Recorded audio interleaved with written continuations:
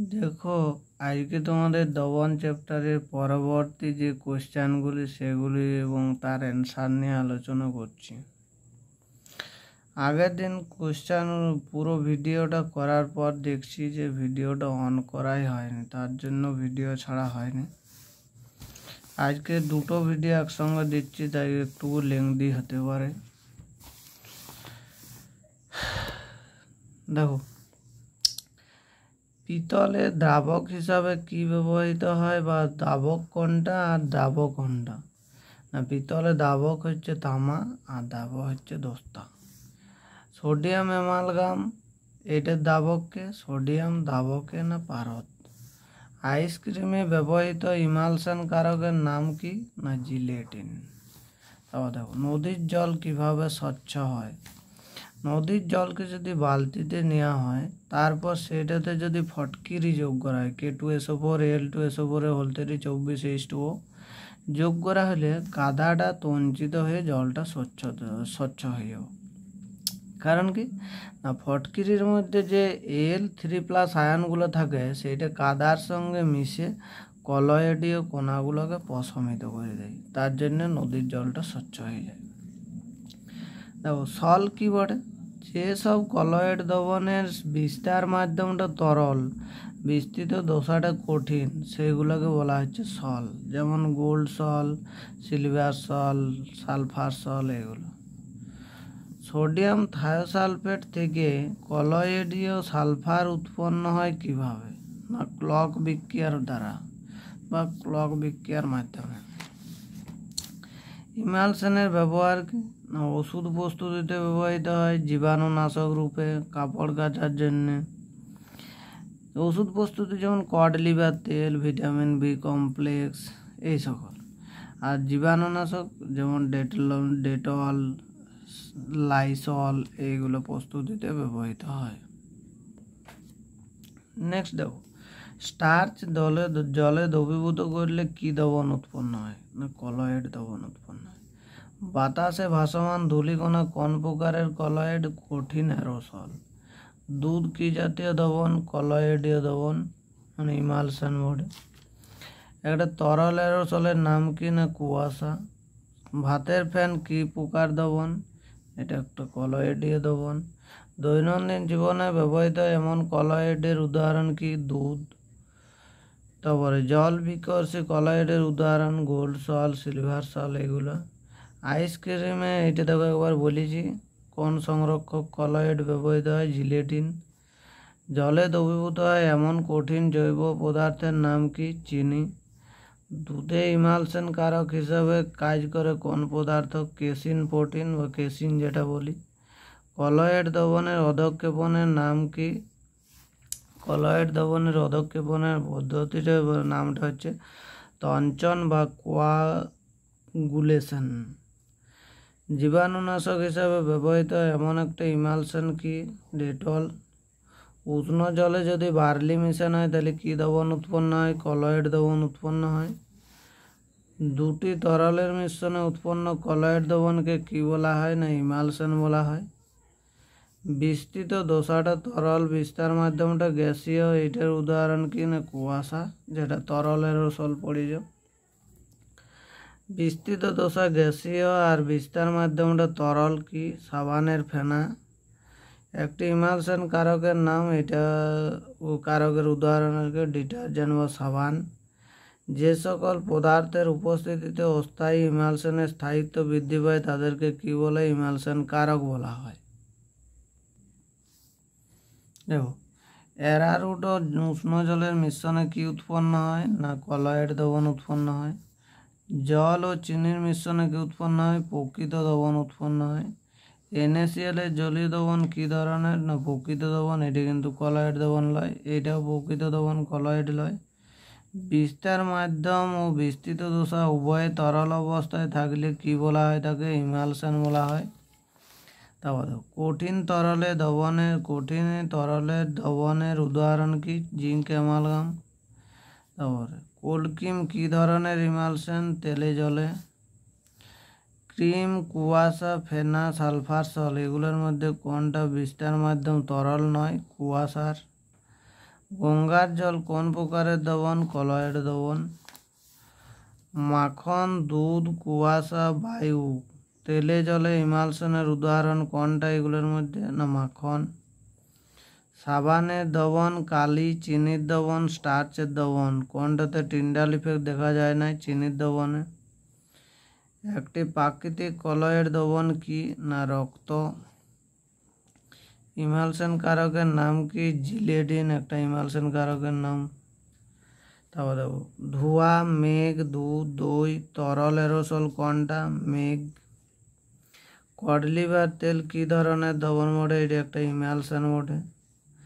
Colloid দ্রবণকে কি পদ্ধতিতে বিশুদ্ধ করা হয়? ইলেকট্রোলাইসিস পদ্ধতিতে, এটা মনে রাখবে। স্টিল কি ধরনের দ্রবণ? এটা কঠিন দ্রবণ। বার্লি ও উষ্ণ জলের মিশ্রণ এক প্রকার কি দ্রবণ? কলয়েড দ্রবণ। প্রকৃত দ্রবণ কি প্রকৃতির হয়? সমসত্ব। আর কলয়েড দ্রবণ কি প্রকৃতির? অসমসত্ব প্রকৃতির। নেক্সট কোয়েশ্চেন দেখো, উষ্ণতা বৃদ্ধি পেলে দ্রাব্যতা কমে এমন একটা যৌগের নাম বা লবণের নাম কি? Calcium sulphate CaSO4। চাপ কমালে জলে গ্যাসের দ্রাব্যতার কীরকম পরিবর্তন হয়? হ্রাস পায় বা কমে যায়। দ্রবণের শক্তিমাত্রা বলতে কি বোঝায়? না কোনো নির্দিষ্ট উষ্ণতায় নির্দিষ্ট পরিমাণ বা নির্দিষ্ট আয়তনের দ্রবণের মধ্যে উপস্থিত দাবের পরিমাণকে ওই দ্রবণের শক্তিমাত্রা বলা হয়। নির্দিষ্ট উষ্ণতায় নির্দিষ্ট পরিমাণ বা নির্দিষ্ট আয়তনের দ্রবণের মধ্যে উপস্থিত দাবের পরিমাণটা হচ্ছে দ্রবণের শক্তিমাত্রা। উষ্ণতা বৃদ্ধিতে দ্রাব্যতা প্রায় একই থাকে এমন যৌগের না উদাহরণ বা লবণের? খাদ্য লবণ NaCl। উষ্ণতা বৃদ্ধিতে দ্রাব্যতা বৃদ্ধি পায় সেই রকম উদাহরণ পটাশিয়াম নাইট্রেট। উষ্ণতা বৃদ্ধিতে দ্রাব্যতা প্রথমে বৃদ্ধি পায় পরে হ্রাস পায় সেই রকম কি? Global salt Na2SO4 10H2O। উষ্ণতা বৃদ্ধিতে তরলে গ্যাসের দ্রাব্যতার কিরূপ পরিবর্তন ঘটে? হ্রাস পায় বা কমে যায়। চাপ বৃদ্ধিতে তরলে গ্যাসের দ্রাব্যতার কিরূপ পরিবর্তন ঘটে? না বৃদ্ধি পায়। উষ্ণতা বৃদ্ধিতে জলীয় দ্রবণে কলি চুনের দ্রাব্যতা কি হয়? কমে যায় বা হ্রাস পায়। চাপ বৃদ্ধিতে তরলে কঠিনের দ্রাব্যতা কি হয়? একই থাকে। চাপ বৃদ্ধিতে তরলে গ্যাসের দ্রাব্যতা কি হয়? বৃদ্ধি পায়। উষ্ণতা বৃদ্ধিতে জলে CaSO4 দ্রাব্যতা কি হয়? হ্রাস পায়।